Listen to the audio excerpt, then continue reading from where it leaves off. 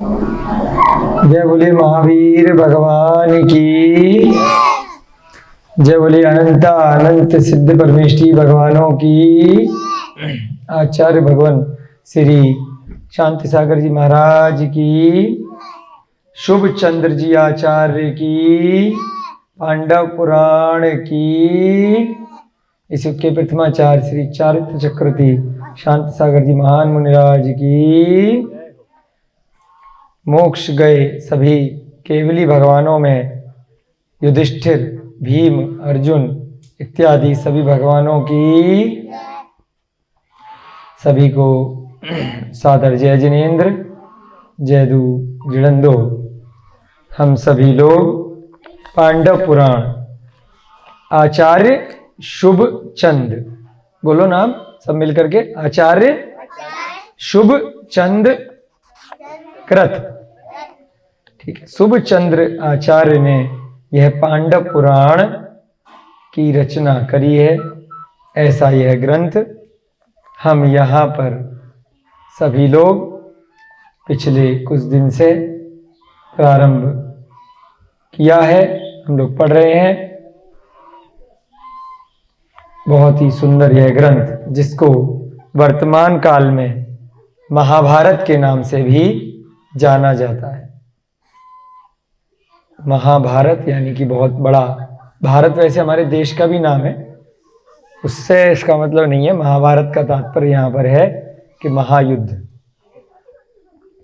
जैसे वर्तमान में बोलते हैं ना विश्व युद्ध है, बहुत सारे लोग, बहुत बड़ा युद्ध, तो ऐसे ही उस समय का बहुत भयानक युद्ध हुआ था, जो युद्ध इतना फेमस हो गया कि उसके नाम पर बहुत सारी कथाएं लिखी गईं, उपन्यास लिखे गए, वर्तमान में टीवी के माध्यम से कई सीरियल भी बनाए गए। जहाँ पर युद्ध हुआ था वो कुरुक्षेत्र जगह है।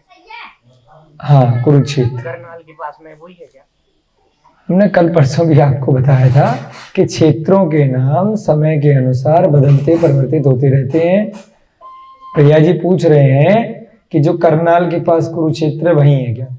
वर्तमान में हम लोगों को अवधि ज्ञान नहीं है, केवल ज्ञान नहीं है, तो कुछ कहा नहीं जा सकता, क्योंकि अब हजारों साल निकल गए, उसके बाद वही क्षेत्र वही है कि नहीं है, कह नहीं सकते। जैसे अयोध्या ये वही वाली है कि नहीं है जिसपे आदिनाथ भगवान का जन्म हुआ था, हम कह नहीं सकते, क्योंकि अयोध्या नाम के भी एक कंबोडिया में भी एक नगर है, उसका नाम भी अयोध्या है ना। तो इसलिए बहुत सारी भ्रांतियां हैं, परंतु उस नाम की जगह थी। हमने कल आपको यही बताया था कि कुछ समय पहले तक के चांसेस ज्यादा हैं, नेमिनाथ भगवान के काल की चीजों के, पार्श्वनाथ तक के या महावीर तक के। उससे पहले तो हजारों हजारों वर्षों की तो आयु हुआ करती थी, तो इसलिए कुछ 100 वर्षों में ही, 15-20 साल में ही क्षेत्र का नाम अपन अपने हिसाब से चेंज कर देते हैं कि भाई अब वो वाले नाम का क्षेत्र मिल नहीं रहा, ग्रंथों में वो वाला नाम कहीं आया है, ये क्षेत्र खाली पड़ा है, चलो इसका नाम ये कर दिया जाए, है ना। अपने हिसाब से राजा महाराजा जो भी, जिसका भी उस समय पराक्रम रहता है, जिसकी सरकार होती है, वो जिस मत को मानता है, जहां पर वो पढ़ता है, समझता है, उस हिसाब से नाम कर देता है। लोग अपने घरों के भी नाम करते नहीं करते हैं।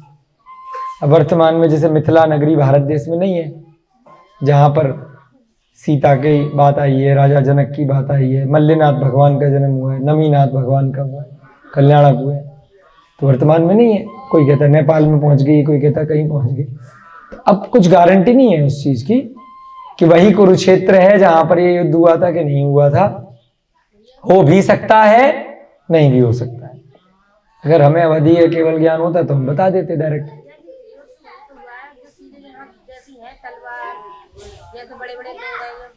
तो बहुत सारे और भी युद्ध होते रहे हैं उसके बाद। इनका कहना है कि वहां पर हमने तलवार देखी है, तो म्यूजियम में भी होती है। तो उसके बाद में, महाभारत के बाद में भी, ये नेमिनाथ भगवान के समय की काल की घटनाएं हैं। उसके बाद भी बहुत राजा महाराजा आए हैं। अभी वर्तमान समय में भी छत्रपति शिवाजी, महाराणा प्रताप और बहुत सारे अंग्रेजों का शासन रहा। उसके बाद 2500 साल तो महावीर भगवान के बाद भी निकल गए। तो उस समय की तलवार अभी तक होना संभव नहीं है।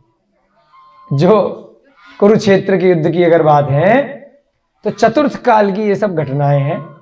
उसके बाद अब तक नेमिनाथ भगवान के बाद कल आपको बताया था पार्श्वनाथ भगवान भी आए, महावीर भगवान भी आए, और चतुर्थ काल के बाद एक काल का परिवर्तन हो गया। बहुत सारी वस्तुएं परिवर्तित हो गई हैं। उसके बाद भगवान महावीर के निर्माण के बाद पंचम काल का प्रारंभ हो गया, नए युग का प्रारंभ हो गया। तो चतुर्थकालीन वस्तुएं मिलना इतना आसान नहीं है, क्योंकि कम से कम नहीं तो कई हजार वर्ष निकल चुके हैं, 5000 वर्ष से ज्यादा, है ना। 500 वर्ष पुरानी चीजें भी बिल्कुल जर्जर हो जाती हैं। 100 साल पुरानी वस्तुएं सोने की हो, किसी भी चीज की भी हो, अगर अच्छे से सहेज करके नहीं रखी गई हैं, अच्छी से अच्छी श्रेष्ठ धातु की वस्तुएं भी हों, उनमें भी कुछ न कुछ परिवर्तन हो जाता है काल की अपेक्षा से। कोई भी पुद्गल द्रव्य अनंत काल के लिए एक समान नहीं रहता। यदि वह अकृत्रिम है तब तो वह दृष्टि के हिसाब से एक समान रहेगा। जैसे कि आपको बताया था सूर्य, चंद्रमा, ये सब अकृत्रिम है। सुमेरु पर्वत अकृत्रिम चैत्यालय, ये देखने की अपेक्षा से वैसे की वैसे ही रहते हैं। इसका भी उल्लेख आया है तिलोक प्रणति, तिलोक सार इत्यादि ग्रंथों में कि यह एक समान क्यों रहते हैं। तो पुद्गल ये एक समान इसलिए रहते हैं क्योंकि उस पर भूमि का एक जीवों की निरंतर उत्पत्ति होती रहती है, जो बिल्कुल उसी अवस्था में उनकी पर्याय होती है। इसलिए एक जीव चला गया, दूसरा जीव आ गया, उसकी पर्याय वैसी की वैसे ही भूमि का एक होने के कारण से रत्नमयी रही या स्वर्णमयी रही, जिसके कारण से सुमेरु पर्वत वैसे का वैसा ही बना रहता है अनादिकाल से। सूर्य चंद्रमा पे भी जितने भी जीव हैं वो सब आतप नाम कर्म के उदय से भूमि का एक जीव है, जिसके कारण से उससे निरंतर प्रकाश निकलता रहता है। उसकी भूमि वैसी की वैसी ही रहती है। वह भूमि अनादिकाल से कभी भी न बदलेगी न नष्ट होगी, क्योंकि ऊपर दोबारा से कोई चीज आ जाएगी, पिछली वाली चीज चली जाएगी। ऐसे ही अकृत्रिम चैत्यालयों में, नंदीश्वर दीप इत्यादि में जो भी प्रतिमाएं हैं वो भी वैसी की वैसी ही रहती हैं, क्योंकि ऐसी नियति है, ऐसा बना हुआ है, ऐसा नियम है कि वहां पर उसी प्रकार से भूमि का एक जीव बनते रहेंगे और पिछले वाले जाते रहेंगे। समझ रहे भैया जी? इस कारण से ये प्रश्न आ जाता है कि भाई वो वाली चीज वैसी की वैसी क्यों है, बाकी चीजों का क्षय क्षरण क्यों हो रहा है। यहां जैसे कुर्सी रखी है, 10 साल 5 साल बाद बिल्कुल पता भी नहीं चलेगी, ऐसी जंग लग करके ऐसी हालत हो जाएगी। 4 वर्षा के बाद में 4 सीजन निकल जाए, बिल्कुल बेकार हो जाएगी। ये मेज रखी थी लकड़ी की, एक सीजन में बारिश में बिल्कुल खराब हो गई। तो गल जाती हैं चीजें, कहीं पेड़ निकल आएंगे, कहीं कोई जीव निकल आएंगे। जब बाहुबली भगवान ने तप किया था 1 वर्ष के अंदर ही कितने सारे, क्या हो गया बेटा, कोई बात, 1 वर्ष के अंदर ही उनके शरीर में कितने पेड़ निकल गए। देखा ना आपने बाहुबली भगवान की जो मूर्ति बनी है, उसी प्रकार से पेड़ निकल गए, सांपों ने बिल बना लिए, है ना। लेकिन वो टस से मस नहीं हुए, क्योंकि उन्होंने मन में विचार कर लिया था आत्मा अलग है, शरीर अलग है। ये जो भी पेड़ पौधे निकल रहे हैं नीचे से आकर के मेरे ऊपर शाखाएं आ रही हैं, पत्तियां बन रही हैं, खूब बारिश हुई, सब हुआ तो खूब जीव जंतु उत्पन्न हो गए। लेकिन उसमें ये नहीं है कि उन्होंने कोई जीव हिंसा करी, वो हिले ही नहीं। जो जीव हैं अपने चल रहे हैं, छिपकली हो गई, गिरगिट हो गए। अब जैसे यहाँ पर भी है ना, भैया बोल रहे छिपकली घूम रही है, घूमने दो क्या दिक्कत है? गिरगिट, छिपकली, सांप, बिच्छू, कॉकरोच, मक्खी, मच्छर, सारे जंगली कीड़े मकोड़े घास फूस में जो जाते हैं वो सब हो गए उनके शरीर पे, उनको कोई भी फर्क नहीं पड़ा। यहां तक कि पूरा की पूरा उनको घेर लिया, दिखाई भी नहीं दे रहे थे कि कहाँ गए बाहुबली भगवान। वो तो जो बाहुबली भगवान की मूर्ति श्रवणबेलगोला में बनाई है, एक बताने के लिए थोड़ी सी पत्तियां बनाई गई, इतनी पत्तियां नहीं थी केवल भैया जी, खाली बताने के लिए कि भाई हाँ उन्होंने जब तप किया था तो इस प्रकार से पेड़ पौधे निकल गए। खाली ऐसा नहीं है कि 8-10 पत्तियां ही निकली हो, हाँ, तो पूरे कवर हो गए थे, दिखाई नहीं दे रहे थे कि कहाँ हैं पेड़ पौधों के अंदर इतने। डिजाइन के लिए वो तो डिजाइन दी गई है एक संदेश देने के लिए, परंतु जब केवल ज्ञान की उत्पत्ति होती है उसके बाद ये सारी शाखाएं, छटाएं, बेल, लताएं सब चली जाती। केवल ज्ञान की उत्पत्ति होते ही जैसे ही जीव भगवान बनता है, अरिहंत बनता है, हर प्रकार का कष्ट, हर प्रकार का उपसर्ग स्वतः ही दूर हो जाता है। सब जीव जंतु इतने निर्मल प्रणामी हो जाते हैं, वहां से स्वतः ही गायब हो जाते हैं, चले जाते हैं इधर उधर, और सब भगवान के भक्त बन जाते हैं। जो भी पंचेंद्रिय होते हैं वो सब उनके, जब केवल ज्ञान की प्राप्ति होती है, अगर आम केवली है तो गंधकुटी लगती है, यदि आयु कर्म बचा है, अगर तीर्थंकर हैं तो समोसरण लगता है। इस प्रकार से यहां पर भी युधिष्ठिर भीम अर्जुन तीर्थंकर नहीं है, उनके काल में 20वें तीर्थंकर मुनिसुव्रत नाथ भगवान तीर्थंकर हुए हैं। तो आज की घटना आगे बढ़ाते हैं। उससे पूर्व प्रतिदिन की भांति आचार्य शुभ चंद्र द्वारा कृत इस निर्मल ग्रंथ को प्रारंभ करने से पहले सब बच्चे और बड़े हाथ जोड़ करके मंगलाचरण करेंगे, फिर अब की घटना आज से प्रारंभ करेंगे। मंगलम भगवान वीरो मंगलम गौतमो गड़ी, मंगलम कुंद कुंदाध्यौ जैन धर्मोस्तु मंगलम, सर्व मंगल मांगल्यम सर्व कल्याणकारकम, प्रधानम सर्व धर्माणम जैनम जयतु शासनम, जैनम जयतु शासनम, जैनम जयतु शासनम। सर्वे श्रोतारः सावधानतया शृण्वन्तु। सभी श्रोतागण बहुत ही सावधान होकर के सुनेंगे। जैसे भैया जी ने प्रश्न किया था ऐसे कोई भी कर सकता है। कई बार स्वाध्याय के समय प्रश्न आ जाते हैं, कोई दिक्कत नहीं है ना, तो कभी भी कर सकते हैं, कोई बात नहीं। बाद में भी कर सकते हैं, बीच में भी कर सकते हैं, हमें कोई भी आपत्ति नहीं है। इससे एक दूसरे के प्रश्नों का समाधान होता है।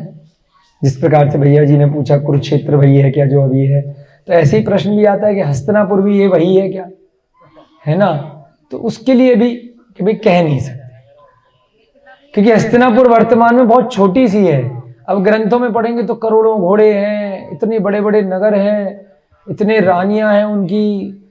अब ये साक्षात जो तीर्थंकर थे, 3 शांतिनाथ, कुंतनाथ, अरहनाथ, चक्रवर्ती भी थे, 96,000 रानियां थी, सबके अलग अलग कितने विशाल विशाल महल थे, करोड़ों सैनिक थे, तो इतनी हस्तिनापुर में तो नहीं समा सकते।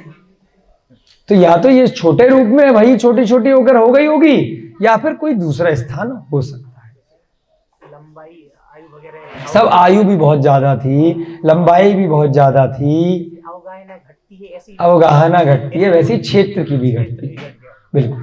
परंतु संपूर्ण क्षेत्र वही रहता है, 2.5 दीप जितना है उतना ही रहेगा, है ना। उसके अंदर केवल जो अवगाहना इत्यादि चीजें घट रही हैं वो भरत क्षेत्र के आर्यखंड के अंदर की घट रही है। आर्यखंड का भी क्षेत्र पूरा कम ज्यादा नहीं हो जाएगा कि मलेच्छ खंड भर गया और आर्यखंड छोटा हो गया, ऐसा नहीं है। आर्यखंड के अंदर जो द्वीप समुद्र हैं छोटे छोटे, जिसको हिंद महासागर बोल दिया, भारत देश बोल दिया, अफ्रीका बोल दिया, महाद्वीप बोल दिया, है ना, इनमें क्षेत्र परिवर्तन होता रहता है। कभी समुद्र जहां पर हैं वह कालांतर में वह पर्वत बन जाएंगे, जहां पर्वत है वह धीरे धीरे करके समुद्र बन जाएगा। अभी भी क्या कर रहे हैं अपन, उत्तराखंड वगैरह में देख रहे हैं ना, मनुष्य भी कर रहा है, प्रकृति भी कर रही है। कहीं बर्फ धीरे धीरे गिर रही है, बोलते हैं ना ग्लोबल वार्मिंग हो गई, बर्फ गिर रही है। कहीं धीरे धीरे पहाड़, एक कालांतर में हजारों लाखों सालों में वही चीज पहाड़ बन जाती है, और कहीं नदियां सूख जाती हैं, समुद्र सूख जाते हैं समय के प्रभाव से। तो वो केवल चेंज कहां पर होता है, केवल आर्यखंड में होते हैं, ऐरावत के और भरत के। बाकी सब जगह ऐसे परिवर्तन स्थान में नहीं हुआ करते। अपने यहाँ जो परिवर्तन हो रहा है वो परिवर्तन आर्यखंड की वजह से हो रहा है, बाकी स्थानों पर ऐसी चीजें चेंज नहीं होती हैं, उत्सर्पणी और अवसर्पणी के प्रभाव से। कई बार आता है ना कि समुद्र सूख गया है, पहले तो यहाँ नदी थी अब नदी सूख गई है, ऐसे कैसे हो गया भाई, होता है, ग्रंथों में भी आया है, हो भी सकता है। अब ये पहाड़ टूट गया, सरकार ने वहां पर सड़कें बना दी, है ना, सुरंगें बना दी, तो पहाड़ को तोड़ दिए, बुलडोजर चला दिए, विस्फोट कर दिए, रास्ते बना दिए, बिजली का प्लांट लगा दिया, हाइड्रो प्लांट लगा दिया, पूरा की पूरा पहाड़ खत्म कर दिया, उसके पत्थर ले लेकर के बेच दिए, तोड़ दिए, नष्ट कर दिए, तो हो गया खत्म। और अगर नहीं भी करेंगे तो प्रकृति के हिसाब से वो धीरे धीरे हजारों लाखों सालों में हो जाएगा, है ना, कोई दिक्कत नहीं है। लेकिन हम जबरदस्ती करेंगे तो हमें हिंसा फालतू की लगती है। उस पे इतने जीव जंतु रह रहे हैं, बहुत सारी चीजें हैं, जितना जरूरत है उतना किया जाए तब तक ठीक है, अदरवाइज अनर्थ दंड है। उसमें दोष जो भी कर रहा है उसको लगता है उसकी कार्य की अपेक्षा से। हमने 4 प्रकार के अनियोग कल सीखे थे। प्रथमानियोग, करणानियोग, चरणानियोग और द्रव्यानियोग। बच्चे सब दोहराएंगे। प्रथमानियोग, करणानियोग, चरणानियोग, द्रव्यानियोग। अभी जो हम ग्रंथ पढ़ रहे हैं पांडव पुराण, ये इन चारों में से कौन से अनियोग का है? प्रथमा नियोग। प्रथम माने फर्स्ट। हमारा जो स्कूल था 12th तक, उसमें कक्षाओं के जो नाम थे, क्लासेस के जो नाम थे, तो ऐसे ही थे। प्रथम, द्वितीय, तृतीय, चतुर्थ, पंचम, षष्ठी, सप्तमी, अष्टमी, नवमी, दसवीं, एकादश और द्वादश, है ना। ऐसे एक से लेके प्रारंभ कर करके 12वीं तक संस्कृत में ही नाम थे। सरस्वती शिशु मंदिर और सरस्वती विद्या मंदिर आज भी चलते हैं, तो कम से कम इस बहाने से हमें गिनतियां तो याद हो जाती हैं संस्कृत की। तो प्रथमानियोग का मतलब सबसे पहली सीढ़ी। प्रथम माने फर्स्ट, द्वितीय माने दूसरा, तृतीय माने तीसरा, चतुर्थ माने चौथा, पंचम माने पांचवा, षष्ठी माने, उसमें षष्ठमी नहीं होता, षष्ठी होता है ना। सप्तमी माने सातवां, अष्टमी माने नवमी माने दशमी माने एकादश 11वां, द्वादश माने 12। इस प्रकार से गिनतियां चलती हैं। 12 मास भी होते हैं, है ना।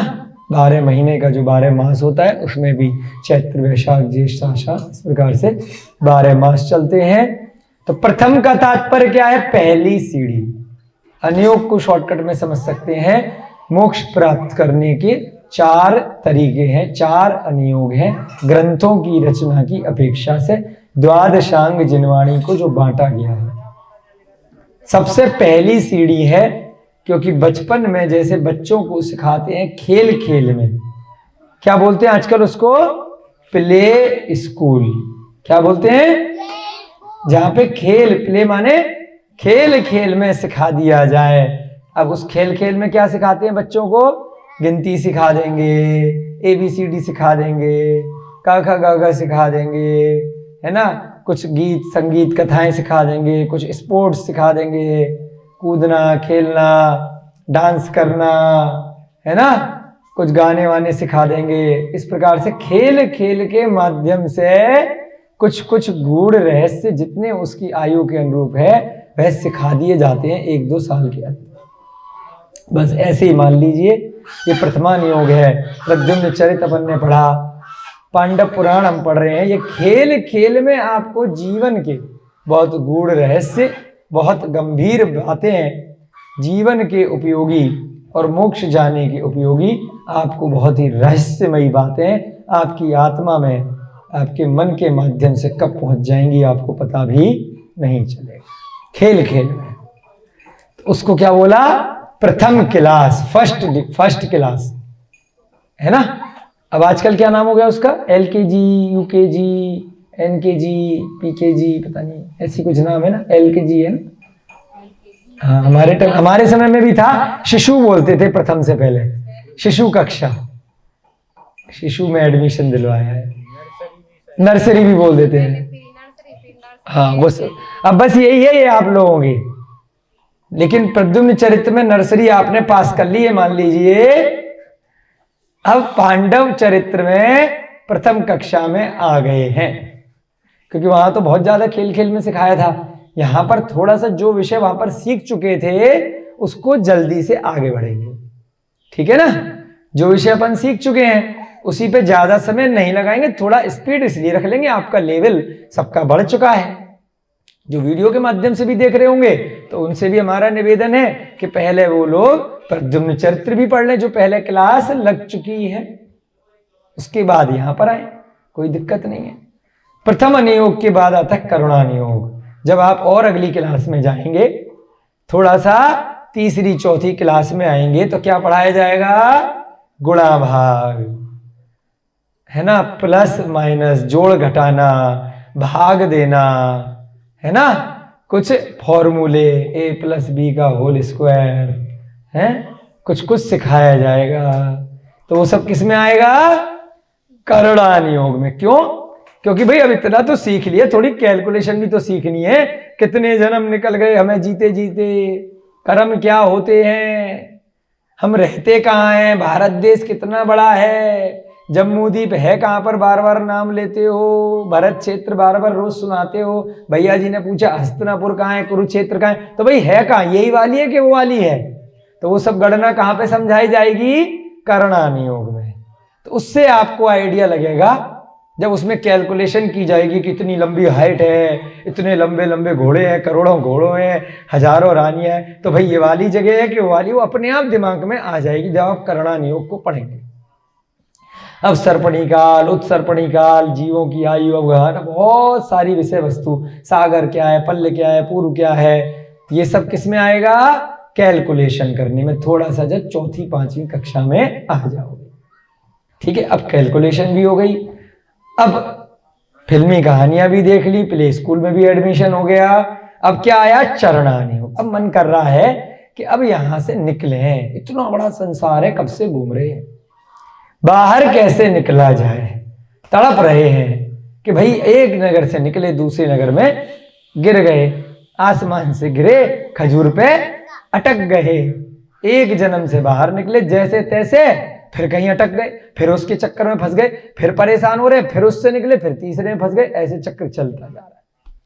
तो फिर तीसरा नियोग आया, चरणानियोग, कि भाई चल चल कर चरण के माध्यम से कैसे निकला जाए, क्या तरीका, कोई तरीका बताए। पहले पता तो करोगे ना क्या तरीका निकलने का, तो उसको पढ़ोगे कहां पर?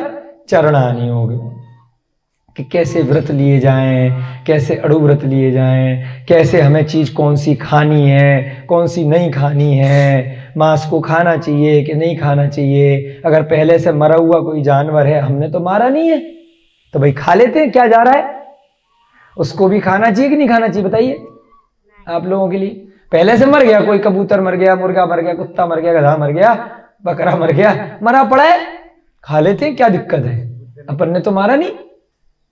तो ये किस में आएगा? चरणानियोग में आएगा, कि भाई उसको भी खाना है कि नहीं खाना है। शहद है, वो तो मक्खी ने बनाया, हम लोगों के लिए बनाया है, खाना चाहिए, इतना मीठा होता है, इतना टेस्टी होता है, खाना चाहिए कि नहीं खाना चाहिए, है? ये किस में आएगा? चरणानियोग में आएगा। शराब है भाई, अगर नहीं पिएंगे तो इतने सारे लोग बेरोजगार हो जाएंगे जो शराब बना रहे हैं। कितनी बड़ी उद्योग जगत चल रहा है, उनके ऊपर दया करनी है ना, शराब पी करके तो पी लेनी चाहिए। तो ये किस में आएगा? चरणानियोग में आएगा, है ना। पहले 10-12 साल पहले की बात है, ध्यान आ गई ऐसी अचानक से, हो सकता है आप जितने छोटे होंगे हम, तो उत्तर प्रदेश में अभी वर्तमान में एक मंत्री है राजनाथ सिंह जी, शायद होम मिनिस्टर है, क्या है, तो राजनाथ सिंह जी की सरकार आई उत्तर प्रदेश में, उनको मुख्यमंत्री बनाया गया। हम छोटे छोटे थे उस समय। अचानक से अगले दिन ही, जैसे ही बने अगले दिन पूरे उत्तर प्रदेश में गुटखा को, गुड़ मोहर को, पान, इन सब चीजों को बैन कर दिया एक ही दिन में उठा करके। हो सकता है आप लोगों को भी ध्यान हो, हम सब छोटे छोटे बच्चे थे, सब दुकानदार एकदम घबरा गए, सब जितने परचूनी वाले थे, गुड़ बेचने वाले, गुड़ मोहर उसको बोलते तंबाकू जो होता है ना, वो गुटखा आती है रजनीगंधा, तो उसको बैन लगा दिया गया। तो सब लोगों ने फेंक दी अपनी, अब भाई बिक तो सकती नहीं है, छोटे छोटे दुकानदारों ने, जो पान की दुकान वाले थे, सब फेंक डाली, है ना। उसके बाद हम छोटे छोटे बच्चे, उसकी जो पट्टियां होती थी जिसमें वो गुड़ मोहर वगैरह पैक होती थी, उसके बंडल थे, दुकानों पे बचे रह गए होंगे पैकिंग वालों के पास, अब ये बिक तो सकती नहीं है, उस बंडल के लिए लेके पतंग बना बना करके खेलने लग गए कि जब बेकार की चीज हो गई, इससे कोई कुछ बनाएगा, कागज का कोई कुछ बनाएगा, नाव बना करके खूब खेले कई दिन तक। उसके बाद 1 हफ्ता या 15 दिन के अंदर सारे विरोध हो गया पूरे देश भर में कि भाई इतने करोड़ों लोगों को तुमने बेरोजगार कर दिया, पूरी इंडस्ट्री तबाह कर दी, बेरोजगार हो गए जी इतने सारे लोग। अब ये नहीं देख रहे कितने लोग बच गए जो कैंसर से मर रहे थे, है ना, जितने हॉस्पिटल चल रहे थे, जिनकी वजह से कितना लोग रोग हो रहे थे, पूरे दिन खा रहे मर रहे, कोई मतलब नहीं। उस कारण से दोबारा से इंडस्ट्री कुछ ही दिन में सारी की सारी खुल गई, चालू हो गई। क्योंकि तो ऐसी शराब के लिए कि कोई अगर आए कि भाई बंद करेंगे तो 1 आदमी बंद करेगा, 1 करोड़ आदमी खड़े हो जाएंगे, अरे बेरोजगार हो रहे हैं, उनकी तो चिंता करो, मर जाएंगे उसकी चिंता नहीं है खा पी करके, लेकिन बेरोजगार हो रहे। ऐसी उससे पहले एक काम और हुआ था, लॉटरी पे बैन लगाया गया था यूपी में, तब भी बहुत तमाशा हुआ था कि भाई कितने लोग बेरोजगार हो जाएंगे, और रोज लॉटरी खेल करके जो हारते हैं, जो कूदते हैं, मरते हैं, सुसाइड करते हैं, उनकी चिंता नहीं है। जो इंडस्ट्री चल रही है, जो बेरोजगार हो जाएगी उसकी चिंता है। तो इसलिए यहां पर उल्लेख आया, ध्यान आ गया, आप लोगों को एक कथा सुना देते हैं इसी प्रकार से। तो इसलिए कि उससे क्या होता है, स्टोरी सुनाने से क्या होता है, दिमाग में चीज बैठ जाती है, हमारा भी मन हल्का हो जाता है थोड़ा सा बातें बता करके, कि इसलिए ये लोग विरोध करते हैं, लेकिन जो सम्यक दृष्टि है वो उस विरोध से घबराएगा नहीं किसी भी चीज से।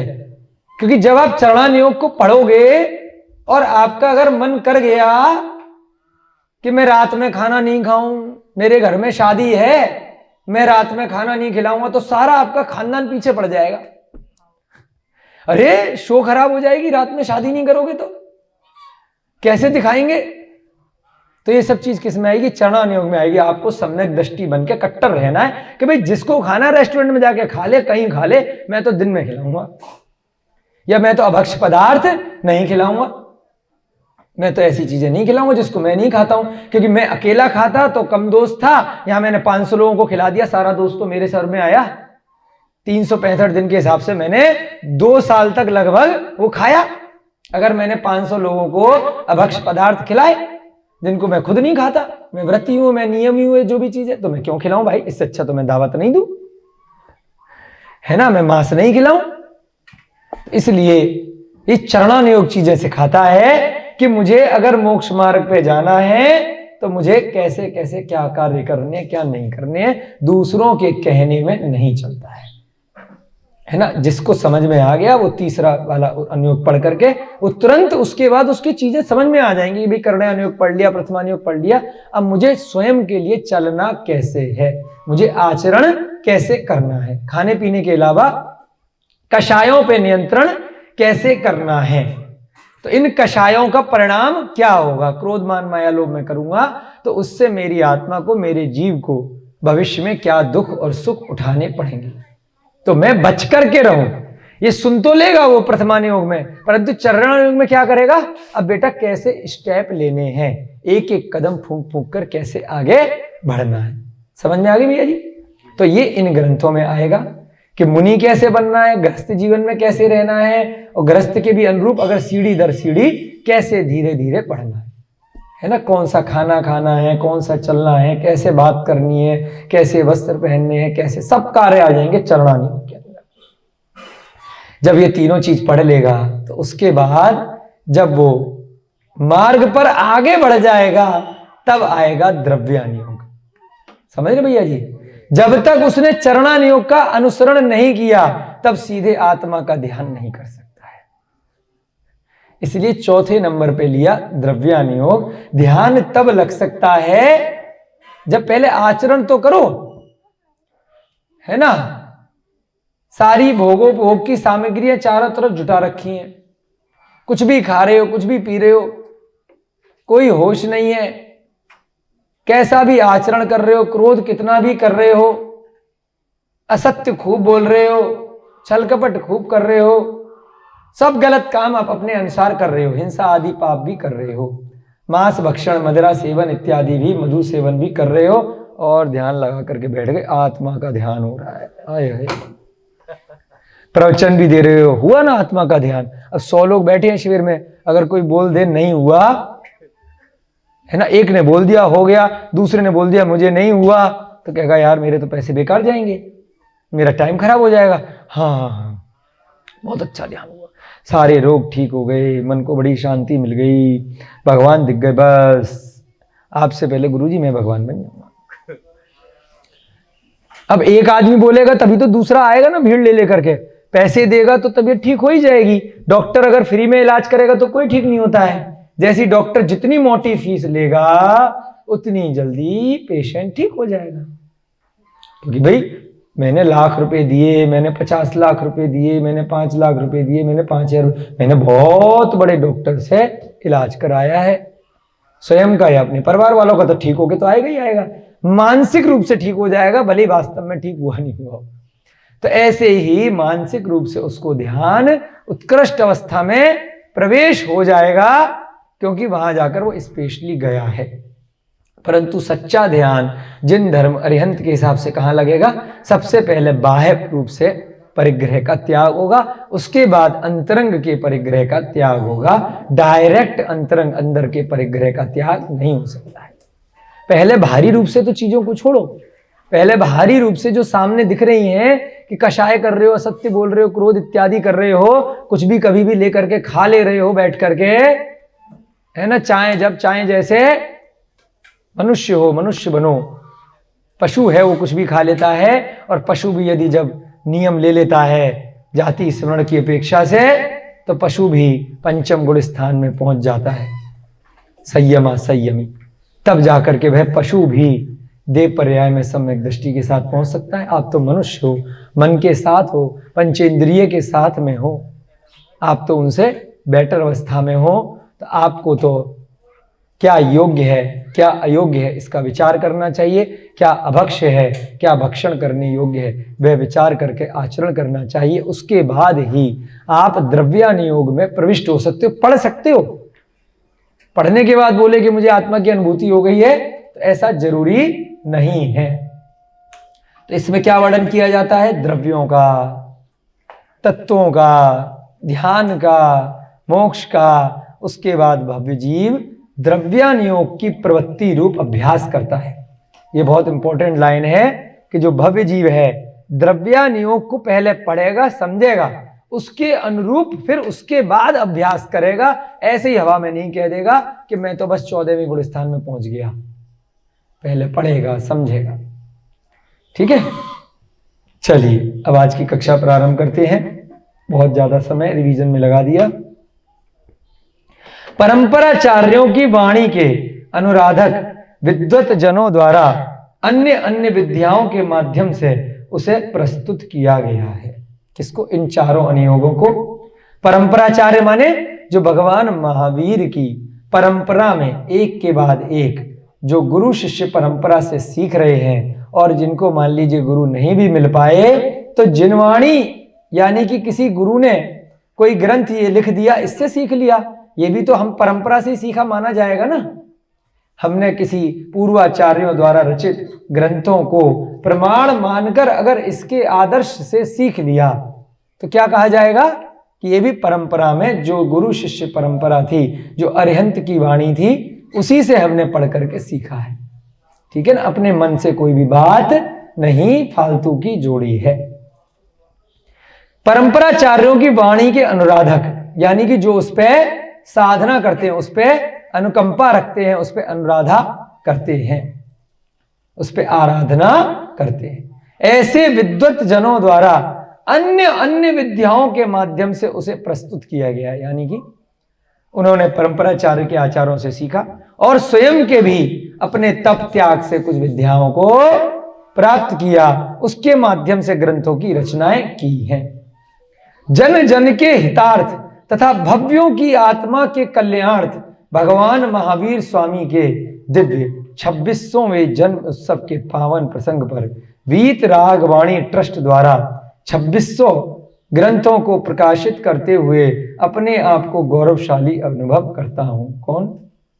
प्रतिष्ठाचार्य पंडित विमल कुमार जैन सोरैया, जो वीतराग वाणी ट्रस्ट के संपादक हैं, जिन्होंने इस ग्रंथ को छापा है संपादन किया है, वह ये बात कह रहे हैं कि मुझे बहुत गर्व है, मेरे पुण्य का बहुत उदय आया है कि 2600वें वर्ष, यानी कि ये जो ग्रंथ भी छपा है ना, आज 2648 हो गए ना, तो 48 वर्ष हो गए इस ग्रंथ को भी छपे। 2548 है, वो तो निर्वाण सम्मत है। जन्मोत्सव की बात हो रही, जन्मोत्सव कौन सा चल रहा है? महावीर स्वामी का 72 कम कर लो, नहीं 72 बढ़ा लो, 2548 में 72 जोड़ दिए, कितना होगा बताओ? 50 और 22, लगभग 25 साल के आसपास हो गए इस ग्रंथ को छपे। ठीक है ना? तो भगवान महावीर का जन्मोत्सव कौन सा मनाया जाएगा इस साल? बताओ शंकर भैया जी। हाँ देख रहे हैं, 2600वां हमें जब बनाया गया था, हम बहुत छोटे थे, हमें याद आ रहा है 2600वां जब बनाया। हाँ, तो 2600वां जब जन कल्याणक भगवान महावीर का बनाया गया, तब ये ग्रंथ छपा है। तो 2600 ग्रंथों को 2600 ग्रंथ प्रकाशित हुए। जैसे अभी कुछ वर्ष पहले श्रवण बेलगोला का जब महामस्तकाभिषेक हुआ था, तो हमारे गुरुजी अनेकांत सर और वीर सागर सर ने बताया था 1000 ग्रंथ, 1008 ग्रंथों का प्रकाशन हुआ था। ग्रंथाभिषेक किया गया था उस समय, यानी कि जिनवाणी से अभिषेक, उनका प्रकाशन विमोचन करके वहां पर, और उसका संयोजक बनाया था अनेकांत सर और वीर सागर सर श्रवण बेलगोला में, अभी 2-3 वर्ष पहले जब हुआ था। तो ग्रंथाभिषेक कि ग्रंथ, ऐसे ही यहां पर 2600 ग्रंथों को प्रकाशित किया है उस समय। कितनी बड़ी बात है, देखिए कैसे कैसे जीव इस धरा पर आज भी पंचम काल में है। 2600 का मतलब ये नहीं है कि इस ग्रंथ की 2600 कॉपियां निकाली हैं, 2600 ग्रंथों का प्रकाशन किया गया है। बहुत सुंदर। अपने स्वर्गीय पिता श्रीमान सिंघई पंडित गुलजारी लाल जी जैन सोरैया, ये भी देखिए विमल जी के पिताजी भी पंडित थे, सिंघई गुलजारी लाल जी, एवं माता स्वर्गीय श्रीमती काशीबाई जी जैन की पावन स्मृति में स्थापित वीतराग वाणी ट्रस्ट रजिस्टर्ड टीकमगढ़ मध्य प्रदेश, टीकमगढ़ से छपा ये ग्रंथ। भैया जी मुस्कुरा रहे, वहीं के नाम शायद उसके पास के भैया जी खुश हो गए, टीकमगढ़ का नाम सुन के हमने पहचान लिया कि कोई चक्कर है जरूर, वहीं के निकले। अच्छा, इन ग्रंथों का प्रकाशन साकार किया है, तो अपने माता पिता की याद में इन्होंने वीतराग वाणी ट्रस्ट बनाया था। भगवान महावीर स्वामी की परंपरा के महानतम आचार्य आगम पुनीत भगवंत पुष्पदंत आचार्य, ये कौन से हैं? पुष्पदंत भूतबली वाले, है ना। भगवान महावीर स्वामी की परंपरा में जब षटखंडागम लिखा गया पुष्पदंत भूतबली द्वारा, उनके गुरु आचार्य धरसेन ने उनको पढ़ाया। श्री शकल कीर्ति आचार्य श्री वाधीव सिंह, अरे ओहो, हम शाम की कक्षा में नाम लेते हैं, छत्र चूड़ामणि और गद्य चिंतामणि की रचना करता वाधीव सिंह भी बड़े फेमस आचार्य हैं। देखिए जैसे जैसे आप ग्रंथों को पढ़ते हो ना, आचार्यों के नाम भी आपके ज्ञान में आते हैं। कितना कितना इन लोगों की अनुकंपा रही है, वर्तमान समय में हमारे ऊपर कितना एहसान रहा है कि जिन्होंने अपना पूरा पूरा जीवन लगा दिया पर कल्याण हितार्थ, स्वयं का कल्याण भी किया और हम जैसे लोगों के भी कल्याण मार्ग को प्रशस्त करने के लिए इन ग्रंथों की रचना इत्यादि करी। श्री शुभ चंद्र आचार्य, वो कौन से हैं? जिन्होंने ये पांडव पुराण लिखा। श्री रविशेण आचार्य, रविशेण आचार्य कौन से हैं? पद्म पुराण वाले, जिन्होंने भगवान राम का चरित्र लिखा, पद्म पुराण, जिसको रामायण कह देते हैं, वो रविशेण वाली है पद्म पुराण। और शुभ चंद्र आचार्य का जिन्होंने पांडव पुराण लिखा, जिसको महाभारत कह देते हैं। श्री सोमकीर्ति आचार्य, उनका भी नाम आ गया, देख लो। सोमकीर्ति कौन है? प्रद्युम्न चरित्र वाले, सारे आ गए। सिद्धांत चक्रवर्ती आचार्य श्री नेमी चंद आचार्य, ये कौन है? त्रिलोक सार, गोमठ सार, त्रिलोक परिणति आचार्य यति विश्व ने लिखा।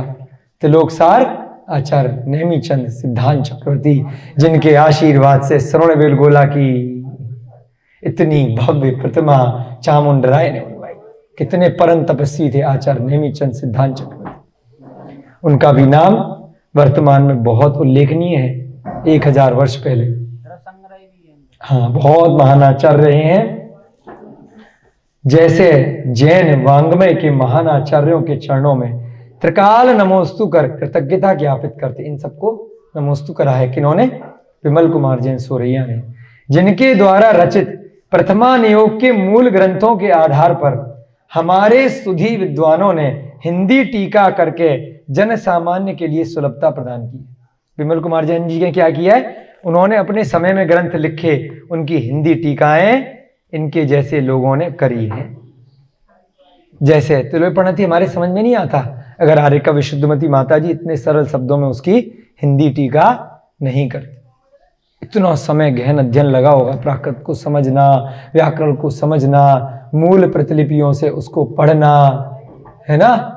कैसे कागज विलुप्त प्राय हो जाते हैं, कई कटे फटे कागज। जब उसकी प्रस्तावना पड़ी माता जी की, कहां कहां से उन्होंने ग्रंथों को इकट्ठा किया, पूरे देश से, पुरानी पुरानी लाइब्रेरी से, पुराने पुराने प्राचीन मंदिरों से कागजों को जोड़ा बैठ करके, कागज मिलाए कई वर्षों तक। तो उसके बाद जाकर के उसका अनुवाद शुरू हुआ, और उसके बीच में कितना अध्ययन किया गया होगा, कितना तप साधना रही होगी।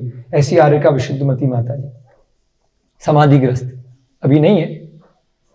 आज के समय में जब हम उस ग्रंथ को पढ़ते हैं, इतनी इतनी कैलकुलेशन, कई कई पेज तक, मतलब वो गणित चला ही जा रहा है। आर्यभट्ट तो बहुत बाद की बातें हैं, उनको तो फेमस कर दिया गया है। आइंस्टीन, आर्यभट्ट वर्तमान में, और गैलीलियो, और ये सब अगर उनका ग्रंथ उनको दिखा दिया जाए ना, कितने पेज तक गुणा भाग चल रहा है, कितने बटा क्या क्या क्या, भैया सब ऊपर से निकल जाता है ना। अधोश्रेणी, कल्प, और बहुत सारी प्रतिच्छेदी, समझ में ही नहीं आते हैं, कितना कोशिश कर लो। और उन्होंने प्राकृत से समझा और उसकी हिंदी भी करी, और वर्तमान में सटीक गणना, आज के हिसाब से जो मील निकल रहा है, आज के हिसाब से जो किलोमीटर निकल रहा है, उसको भी A to Z बिल्कुल कर दिखाया। बड़े बड़े साइंटिस्ट भी फेल हैं। क्यों फेल हैं? क्योंकि बड़े वर्तमान के साइंटिस्ट कुछ ना कुछ धन के लिए नौकरी कर रहे हैं, कुछ अपने रोजगार के लिए कर रहा है, कुछ अपने नाम के लिए कर रहा है, कोई किसी कारण से कर रहा है ना। अब मान लीजिए वर्तमान में सबसे बड़े विश्व के जो रईस हैं, उनका नाम है एलोन मस्क। वो रईस कैसे बने? है ना, मूर्ख बनाने की पराकाष्ठा पर, कि हमने ऐसे यान बनाए हैं जो मंगल पे भेजेंगे। स्पेस एक्स क्या कंपनी बनाई, अंतरिक्ष में भेजने वाली कंपनी, है ना। और विश्व के सबसे बड़े धनी व्यक्ति बन गए। लोग इन्वेस्टमेंट कर रहे हैं, बना रहे हैं, कंपनियों में उनके पैसा लगा रहे हैं कि हम अंतरिक्ष पे भेजेंगे लोगों को इतने साल के अंदर, अगले 10 सालों में। अभी तो भेजा भी नहीं है। हम चंद्रमा पर और मंगल पे फ्लैट बेचेंगे। फ्लैट खरीदने के लिए पब्लिक लगाई जा रही है। अपने घर का फ्लैट उनको हजम नहीं हो रहा है, अपना मकान दुकान चंद्रमा पे खरीदेंगे जाकर के। मूर्ख बना रहे हैं ना। विश्व का सबसे अमीर आदमी है इस समय, है ना। उसकी सबसे मेन कंपनी इसी काम की है कि वो ब्रह्मांड में, चंद्रमा पे, सूरज पे, चांद सितारों में आप लोगों को मकान बेचेगा। और अभी तो बेचेगा 10-20 साल बाद, अभी तो ढूंढ रहा है। पिछले 10-15 साल पहले कंपनी बनाई थी, तब से ढूंढ रहा, तब से अमीर बनता चला गया। तो उनका ज्ञान अगर जो है यहाँ, क्योंकि देखो हम क्यों इस बात को बता रहे हैं, हमारा किसी से कोई विरोध नहीं है। लोग बाद में बोलते हैं कि वीडियो में सब चीजें नहीं बोलनी चाहिए, है ना। आप लोगों को केवल यही प्रेरणा देने के लिए कि ये जो ज्ञान, जो ग्रंथ लिख रहे हैं, इनका कोई भी फायदा नहीं हो रहा है। वो जो लोग ज्ञान दे रहे हैं उनको प्रॉफिट हो रहा है, उनको नाम मिल रहा है, उनको संपत्ति मिल रही है, उनको साधन मिल रहे हैं, उनको पैसा मिल रहा है, वो अमीर बन रहे हैं। वो वीतराग भगवान के मार्ग पे नहीं चल रहे हैं, उनको सब कुछ वो खा रहे हैं, पी रहे हैं, अभक्ष खा रहे हैं, अभक्ष तरीके से रह रहे हैं। तो उनकी बात पे ज्यादा विश्वास किया जाए उन वैज्ञानिकों की। उन्हीं की घटना से तो अपन लोग पढ़ा रहे हैं ना स्कूलों में कि अरे वो तो चंद्रमा पे फ्लैट बेच रहा है, और तुम कह रहे हो कि चंद्रमा पे जाया नहीं जा सकता है। वो तो मंगल पे 8 रुपए किलोमीटर के हिसाब से तो उसने इतने लोगों को बेचकर घुमा करके वापस भी ले आए। वो तो रोज फोटो भेज रहे हैं, आप मूर्ख बना रहे हो, वो सही बोल रहे हैं। भाई आप, इसीलिए हम कई कक्षाओं से बता रहे हैं कि ये जांच कर लो कि मूर्ख बनाने की संभावना किसकी ज्यादा है। ये बनाएंगे, इनका कुछ फायदा हो रहा है क्या, पहले ये देखो। वो बनाएंगे तो उनका फायदा हो रहा है कि नहीं हो रहा। केवल निस्वार्थ भावना आपको चेक करनी है, उससे आपको पता चल जाएगा। परीक्षा की कसौटी पे बस उतार दो। ये फेमस क्यों, फिर लोग बोलते हैं ये फेमस क्यों नहीं हुए इतने। भैया उन्हें नहीं होना था, क्योंकि उन्हें फायदा नहीं चाहिए था। फेमस तो वो होगा ना मार्केटिंग कर करके जिसको उससे कुछ फायदा होना हो, है ना। उनको तो अपना फायदा कराना था और उसके कल्याण से किसी का फायदा हो जाए, इसलिए इनके चांसेस ज्यादा हैं, क्योंकि ये विलुप्त चीज है, ये कम मिलेंगी आपको, वो ज्यादा मिलेगी। टीवी पे आप बता दीजिए, आप गांव के लोग हैं, कभी टीवी पे अखबार में, हकीकत पूछ रहा हूं आपसे, समय भी हो रहा है आपका, आगे ग्रंथ को भी बढ़ाना है, क्या कभी लौकी का, तोरई का, टमाटर का, धनिया का प्रचार होते हुए देखा है? किसी भी सब्जी का, फल का प्रचार देखा है आपने? क्या उसके बिना आप रह सकते हो? फिर भी प्रचार हो रहा है क्या? बताइए, हकीकत है। प्रचार किसका होगा सारे जगत में? पैकिंग फूड का, जो कंपनियां उसको खरीद करके अपनी कंपनी में उसकी सॉस बना देगी टमाटर की, उसके सेब का कुछ और बना देगी, उसके चिप्स बना देगी आलू के, पूरे दिन सुबह से रात तक वो ऐड चलेंगे। जिस चीज के बिना आप नहीं रह सकते, क्या उसका ऐड कभी अखबार में देखा है आपने? सब्जी टमाटर का किसी किसान का, क्या इसका ऐड आपको कहीं मिलेगा? इसके बिना नहीं रह पाओगे, लेकिन इसका प्रचार आपको नहीं मिलेगा, किसी किताब में नहीं मिलेगा, स्कूल में, क्योंकि इसमें उसमें सब्जी टमाटर में उस कंपनियों का फायदा नहीं होने वाला है।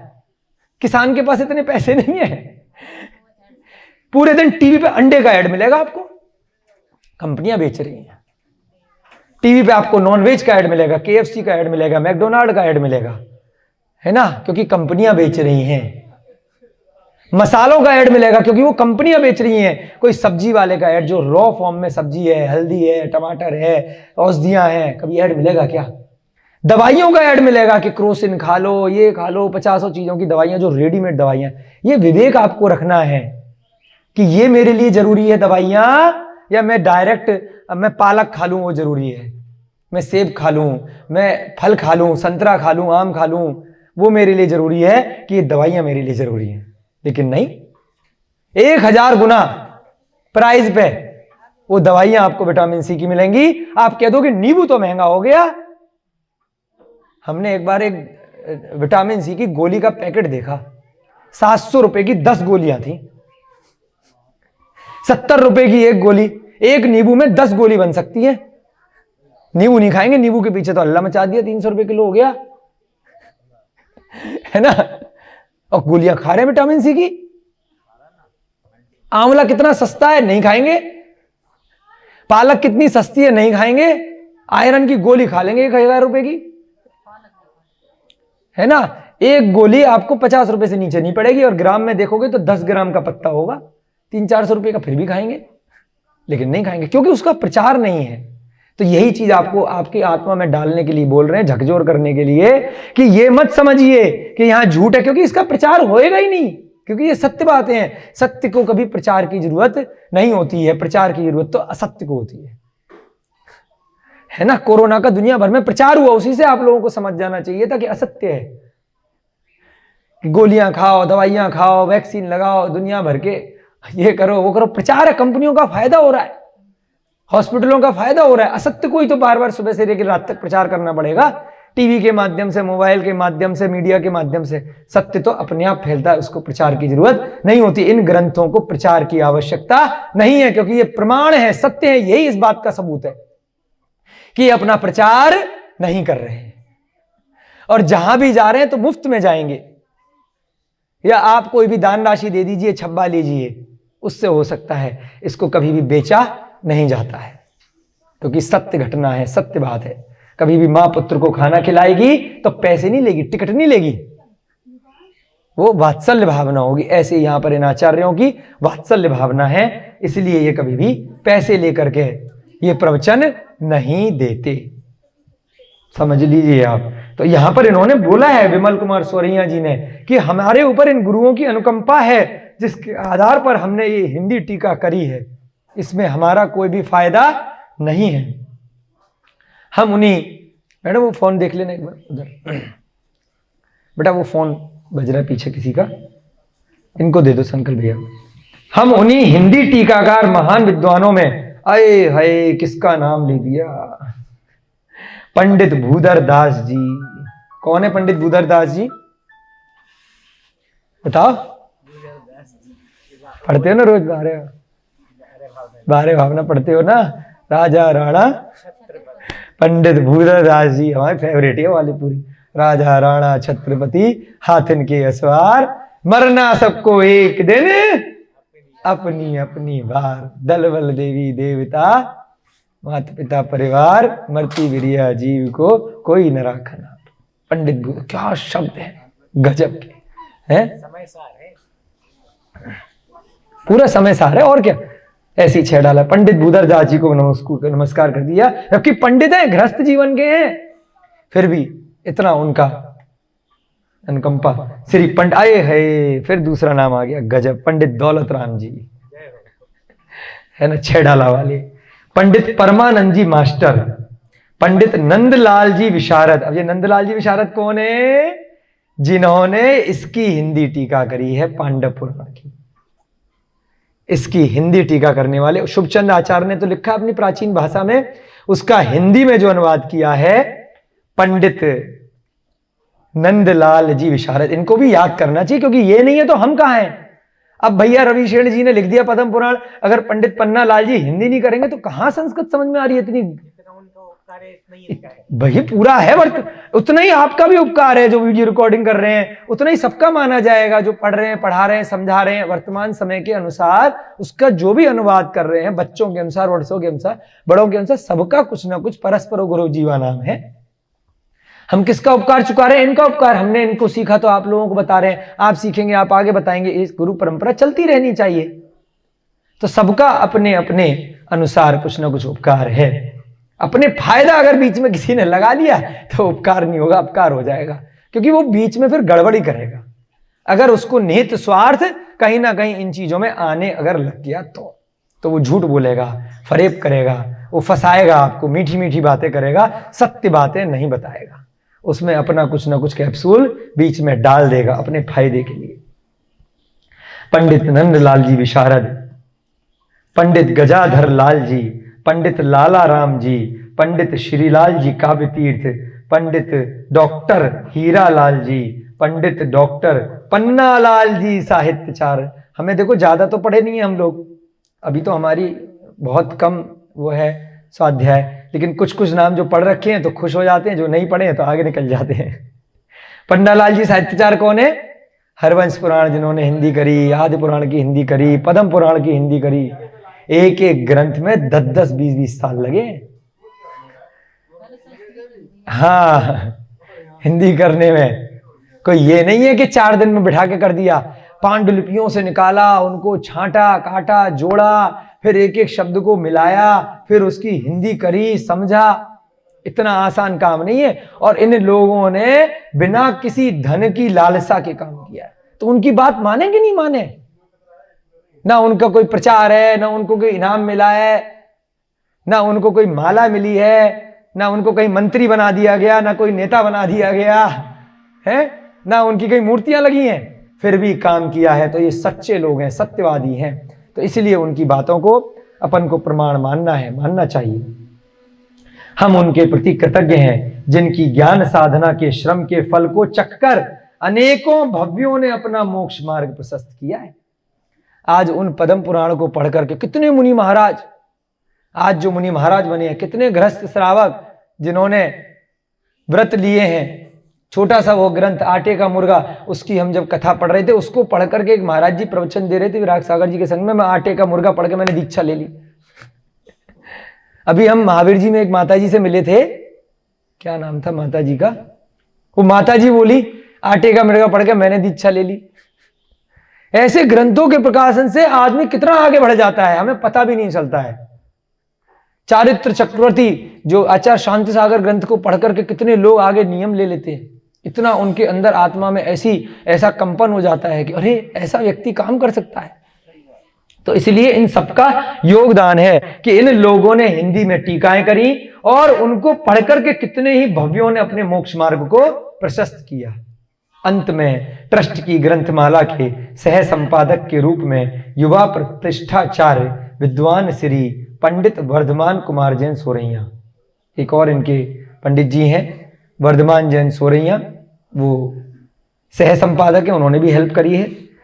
चिरंजीव डॉक्टर सर्वज्ञ देव जैन सोरैया टीकमगढ़, श्रीमती सुनीता जैन MSc MA, उस समय देखिए MSc MA कर रख, बिलासपुर, रेखा जैन सोरैया संपादक वीतरागवाणी टीकमगढ़ को आशीर्वाद देता हूं। उनसे छोटे उन सबको आशीर्वाद दे रहे हैं जिनके निरंतर अथक श्रम से इन ग्रंथों का शीघ्रता से प्रकाशन संभव हो सका। ऐसे अलौकिक समस्त जीवों के उपकारी तीर्थंकर महावीर स्वामी के 26वें जन्म वर्ष की पुनीत स्मृति में उनके ही द्वारा उपदेशित अध्यात्म ज्ञान के अलौकिक ज्ञान पुंज 26 ग्रंथों के प्रकाशन का संकल्प लेकर, अरे थोड़ी सी मिस्टेक हो गई थी हमसे, 26वां जन्म कल्याणक है, 26 ग्रंथों का प्रकाशन है। कितने का? 26 का। भैया जी करेक्ट कर रहे हैं हम, 2600 ग्रंथों का प्रकाशन नहीं है, ऊपर वो पढ़ने में गलती हो गई हमसे, 26 लिखा था, यानी कि 26वां निर्माण उत्सव पे 26 ग्रंथों का था। वहां पे सही था, श्रवण मिलगोला का हमें ध्यान है 108 थे या 1008 ग्रंथों का हुआ था, है ना? ठीक है, तो 26 ग्रंथों का प्रकाशन इन लोगों ने किया है। अत्यंत प्रमोद का अनुभव कर रहा हूं। यह ग्रंथ अवश्य भावी पीढ़ियों को अध्यात्म का मार्ग प्रशस्त करते रहेंगे। आशा है इससे भावी भव्यजन अपना निरंतर उपकार करते रहेंगे। 4 नवंबर 2002 को आ गई डेट नीचे, आज के समय के हिसाब से 2022 चल रहा है ना, 20 साल इस ग्रंथ को छपे हो चुके हैं। पंडित विमल कुमार जैन सोरैया प्रधान संपादक। ठीक है, अब सारा प्राक कथन पूरा हो गया है। कितने मिनट बचे हैं आज की कक्षा में? 5-10 मिनट बचे हैं शायद, हैं? चलिए, ये भी जरूरी होता है बैकग्राउंड पढ़ना कि किसने लिखा, क्यों लिखा, कैसे कर रहा है, उन लोगों का भी तो हमें पता चलना चाहिए ना। किसने छपाया, वो बेचारा छपा के प्राक कथन लिख के चला गया, डायरेक्ट फर्स्ट पेज से शुरू कर दिया, पीछे का पता ही नहीं, वो भी पढ़ना चाहिए। उससे बैकग्राउंड पता चलता है लिखने वाला कौन है ना, किसने इसमें मदद करी, सबका योगदान है, उनके प्रति भी हमें अनुकंपा रखनी चाहिए। चलिए, जय बोलिए श्री नैमिनाथ भगवान की। आज ये ग्रंथ अपन शुरू कर रहे हैं फाइनली, अभी क्लास खत्म नहीं हुई है पिक्चर अभी बाकी है। ठीक है, एक पेज पढ़ेंगे, शुरू कर रहे हैं आज। टेलर था, अब नैमिनाथ भगवान की जय क्यों बोली बताओ? क्योंकि उनके काल की घटना है। शुभ चंद्र आचार्य ने भी उन्हीं की जय बोली है। थोड़ा सा फर्क पड़ता है ना, जब राम भगवान की घटना है तो मुनि सुव्रतनाथ भगवान की जय बोली जाती है, उनके काल के लिए। भरत चक्रवर्ती इत्यादि के लिए आदिनाथ भगवान, थोड़ा सा याद रहे लिंक करने के लिए कि नैमिनाथ भगवान के काल में पांडव हुए थे।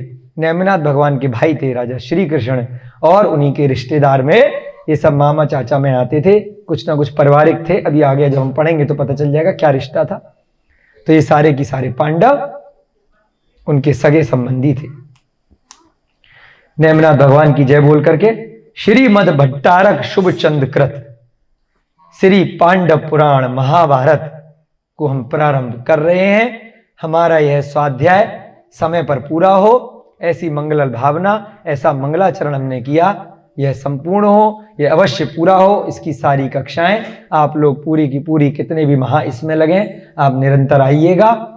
और सारी की सारी कक्षाएं, भैया जी से भी निवेदन है कि जो लोग यहाँ पर प्रत्यक्ष रूप से उपस्थित नहीं हो पा रहे हैं तो वीडियो के माध्यम से इसको आगे डालिएगा जहां पर भी आप डाल रहे हैं, जिससे कि जो लोग प्रत्यक्ष रूप से नहीं है, परोक्ष रूप से उसको आगे पीछे बाद में देख सकें, समझ सकें और अपने कल्याण के मार्ग को प्रशस्त कर सकें। कार्य के प्रारंभ में मैं माने शुभ चंद्राचार्य, और यहां पे मैं हम भी मान लीजिए, कार्य के प्रारंभ में मैं सिद्ध भगवान को नमस्कार करता हूं। हम भी प्रतिदिन बोलते हैं ना, बोलिए अनंत अनंत सिद्ध परमेष्टि भगवान की। सिद्ध परमेष्टि सबसे बड़े हैं, तो इसीलिए यहां पर भी उन्होंने क्या किया, सबसे पहले सिद्धों को नमस्कार किया, क्योंकि वे सिद्धि देने वाले हैं। सिद्धि माने, हमारे ऊपर ऑफिस में एक मैडम है ना, सिद्धि मैडम, उनकी बात नहीं हो रही, उनका तो नाम रख दिया है सिद्धि। नाम भी कई बार क्या पता सिद्धि हो जाए। सिद्ध भगवान हमारे ऊपर कृपा करें कि हमें सिद्धि दें। हम गृहस्थ लोगों से कृपा करवाएं कि आप मुझे भगवान बना दें, है ना। हम ज्योतिषी के पास जा रहे हैं, जो बेचारा 100 रुपए की टिकट के लिए परेशान है, तोते को बिठा रखा है, कार्ड निकलवा रहा है कि कैसे इससे 100 रुपया मिलेगा, और उससे आप करोड़ों रुपए की इच्छा करें कि मेरा करोड़ों की धन दौलत मिल जाए, मुझे अरबों की मिल जाए, मेरे को सोना चांदी मिल जाए। वो बेचारा तो अपने 100 रुपए के चक्कर में बैठा है। तो आप किससे इच्छा करो ये भी ध्यान रखना है। उसके पास, खुद के पास तो करोड़ों है नहीं, वो आपको रास्ता बता देगा, नक्शा बना कर दे देगा, वहां पे खड़ा हुआ धन है, ये कर बेटा तेरे को मिल जाएगा इतने दिन में। भाई तू खुद क्यों नहीं कर रहा? यहां 50 रुपए के, 20 रुपए के, 100 रुपए के टिकट के चक्कर में सुबह से रात तक परेशान है। तो ये ध्यान रखना बहुत जरूरी है, आप मांग किससे रहे हो, क्या उसके पास स्वयं के पास है? हम किससे मांग रहे हैं?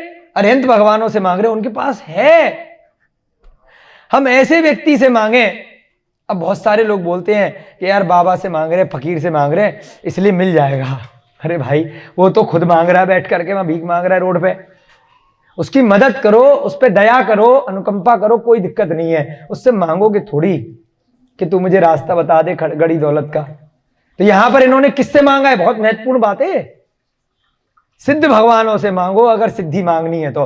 मोक्ष मांगना है तो उनसे मांगो जो भगवान बन चुके हैं, जो मोक्ष प्राप्त कर चुके हैं, जो देवी देवता हैं, जो संसार में रह रहे हैं, जो गृहस्थ जीव हैं, जो भूत पिशाच राक्षस इत्यादि व्यंतर भवनवासी देव हैं, उनसे आप मोक्ष कैसे मांग सकते हो? वो तो खुद परेशान है उस पर्याय के कारण से।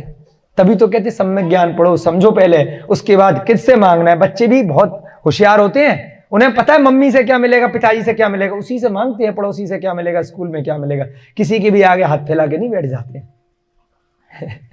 10 रुपए मिलेंगे, 1 रुपया मिलेगा, मम्मी से खाना मांगेंगे, पापा से पैसे मांगेंगे।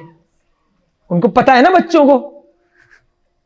तो ऐसे ही शुभचंद आचार्य को पता है कि मुझे किससे सिद्धि मांगनी है। उन्होंने सीधे सीधे पहली लाइन में इतना बड़ा गूढ़ रहस्य बता दिया कि मैं सिद्ध भगवानों को नमस्कार करता हूं,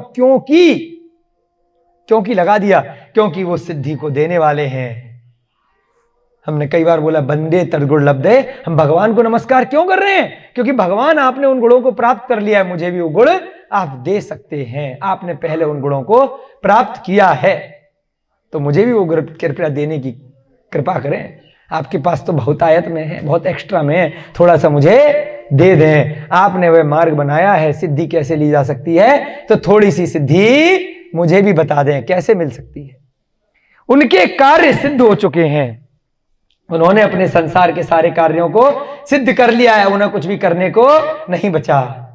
लोग कहते हैं ना मुझे मकान बनाना है, मुझे बच्चे करने हैं, मुझे बच्चों की शादी करनी है, अभी तो मेरे को जीवन यापन करना, अभी तो बहुत सारा पैसा कमाना है, बहुत बड़ा आदमी बनना है। अनादिकाल से कितनी बार कर चुके, आज नहीं तो कभी नहीं बेटा, सब काम कर चुके हो, सारे प्रयोजन पूरे हो चुके हैं। कब तक करोगे, कब तक करोगे, कब तक करोगे? करते करते नहीं थकोगे, नहीं थकोगे।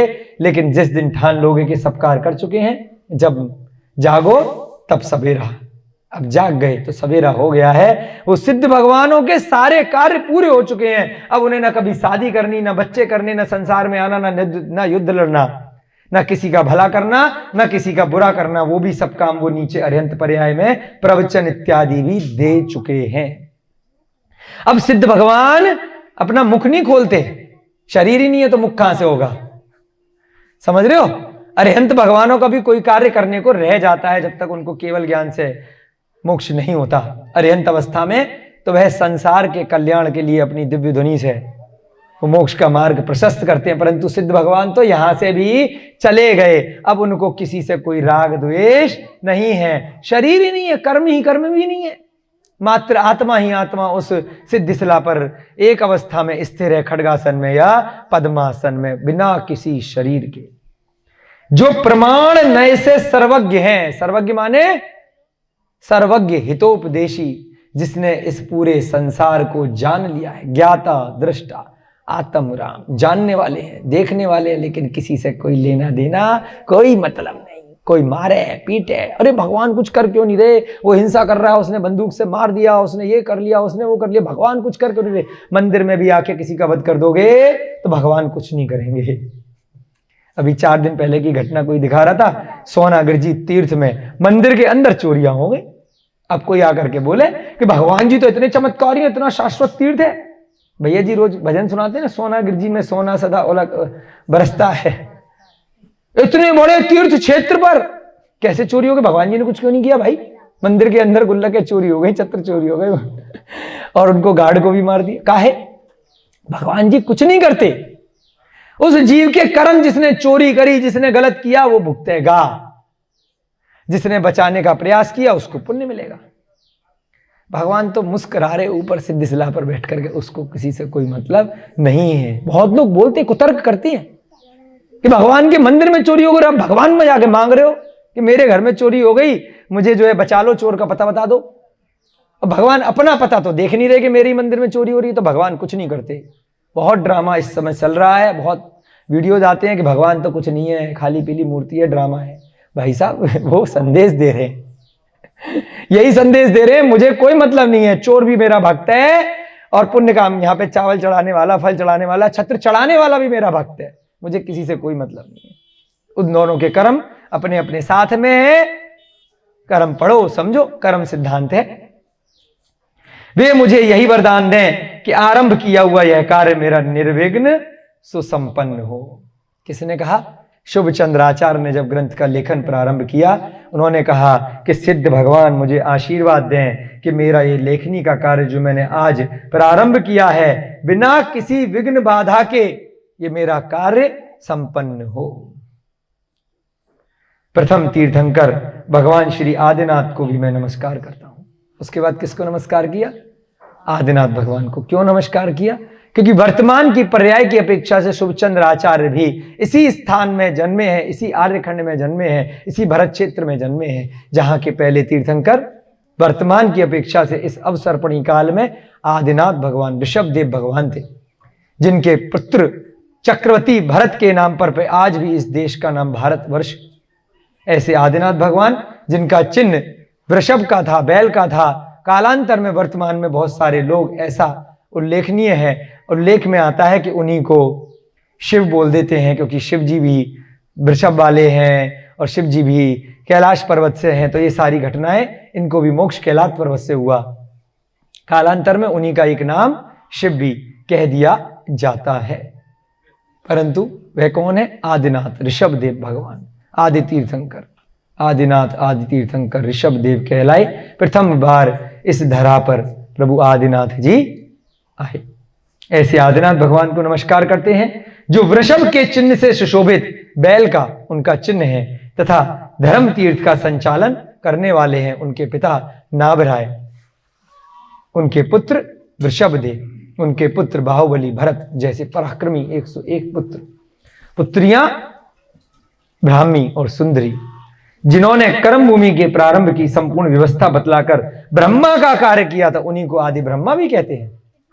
क्यों कहते हैं?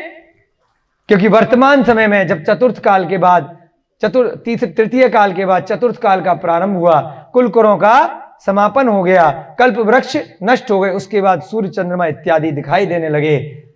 असी मसी कृषि वाणिज्य करवला शिल्प 6 प्रकार का ज्ञान उन्होंने जनमानस को बताया कि अब कल्प वृक्षों से आपको खाने पीने की चीजें, मकान इत्यादि सब चीजें सुलभता से प्राप्त नहीं हो सकेंगी, तो सबको काम करना पड़ेगा। किसी को खेती करनी पड़ेगी, किसी को वाणिज्य का काम करना पड़ेगा, किसी को व्यापार का काम करना पड़ेगा, किसी को कलाओं का काम करना पड़ेगा, किसी को अस्त्र शस्त्र का काम करना पड़ेगा। इस प्रकार से 6 कलाएं उन्होंने सिखाई, इसीलिए उनको आदि ब्रह्मा कहते हैं।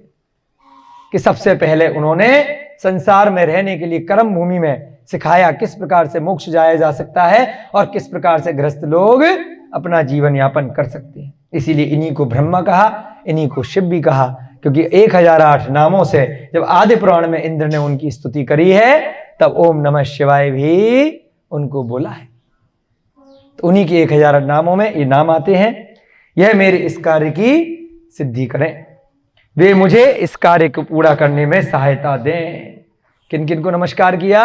सिद्ध परमेष्ठियों को नमस्कार किया और आदिनाथ तीर्थंकर ऋषभदेव पहले तीर्थंकर को नमस्कार किया। हम भी ऐसे ही इन दोनों की भक्ति भाव से वंदना करते हुए, नमस्कार करते हुए हम भी यहाँ पर भावना कर रहे हैं कि पांडव पुराण जो हमारा प्रारंभ हुआ है, उससे पहले भूमिका पढ़ी थी हमने 2 दिन, वह कार्य हमारा अगले कुछ दिनों में, अगले कुछ माह में संभवतः समय अनुसार समाप्त हो। सभी लोग सुनने वाले, पढ़ने वाले और यहाँ पर आने वाले निरंतर आते रहें और इस ग्रंथ को पढ़ते रहें, समझते रहें और उसके अनुरूप प्रथमा नियोग के अनुसार करुणा नियोग, चरणा नियोग, द्रव्या नियोग का धीरे धीरे अनुसरण करें। सबको सिद्धि मिले, सबको मोक्ष मिले, उनका मार्ग प्रशस्त हो। हमारा भी ऐसी भावना है। जय बोलिए नेमिनाथ भगवान की, महावीर भगवान की, अनंतानंत सिद्ध परमेष्ठी भगवानों की, आचार्य भगवान श्री शुभ चंद्र जी महाराज की, पांडव पुराण की, युधिष्ठिर भीम अर्जुन भगवानों की, महाभारत ग्रंथ की, वर्तमान शासन नायक महावीर भगवान की, इस युग के प्रथमाचार्य श्री चारित्र चक्रवर्ती आचार्य भगवान श्री शांति सागर जी महान मुनिराज की, सभी बच्चों को, बड़ों को, सबको सादर जय जिनेन्द्र, जय दुजड़ंदो। अब